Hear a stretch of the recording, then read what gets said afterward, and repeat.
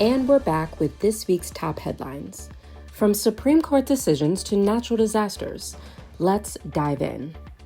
Representative LaMonica McIver continued her fight to dismiss federal assault charges on Wednesday, as a 3-judge Third Circuit panel heard oral arguments on whether she's shielded by the Constitution's speech or debate clause. The now visibly pregnant Congresswoman faces 17 years in prison over a May 2025 confrontation outside Delaney Hall, an immigration detention facility in Newark, New Jersey. She and her team argue the charges are a gross weaponization of the DOJ, and a bipartisan group of 20 former members of Congress agree, urging the court to dismiss. Delaney Hall continues to be in the news, with detainees on hunger and labor strikes and nightly protests outside the facility. On Thursday, the Supreme Court delivered 2 major immigration rulings, both favoring the Trump administration. In a 6-3 decision, the court cleared the way for the Department of Homeland Security to end temporary protected status for migrants from Haiti and Syria, putting roughly 356,000 people at risk of losing their work authorization and legal status. In a separate 6-3 ruling, the court also cleared the way for the administration to potentially reinstate a policy used to block asylum seekers at the U.S.-Mexico border. Trump abruptly canceled the signing of a landmark bipartisan housing bill, which passed the Senate 85-5 and the House 358-32. The bill would boost the housing supply and lower costs for renters and buyers by limiting large investors from buying up single-family homes.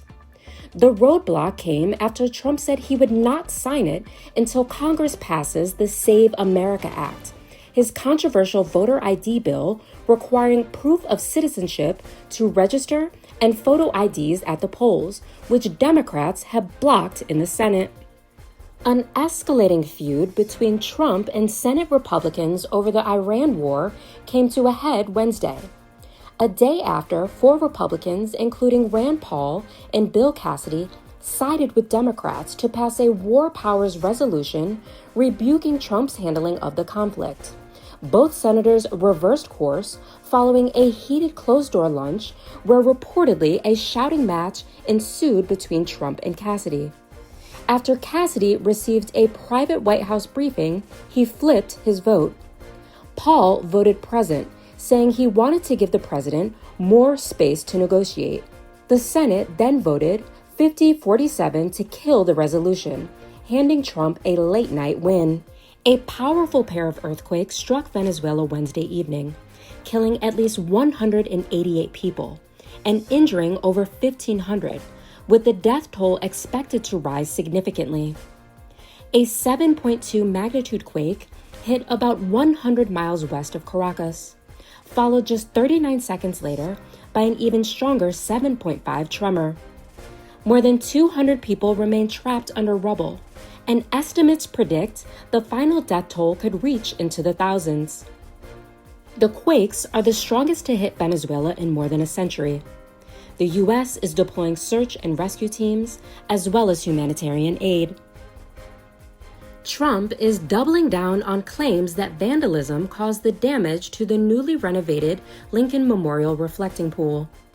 5 people have been arrested, and 5 others have received citations.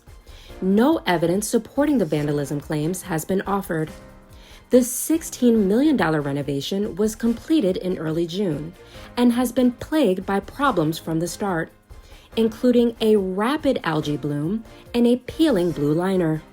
New York City Mayor Zohran Mamdani's backed candidates came out victorious following Tuesday's primary election, shaking the establishment less than 7 months after his own historic win.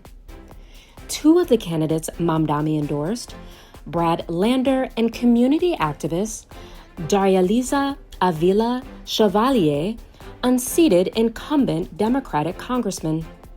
In the third race, State Assembly member Claire Valdez beat an opponent backed by much of New York City's Democratic establishment, including House Minority Leader Hakeem Jeffries, who actively campaigned against all three of Mamdani's picks and lost.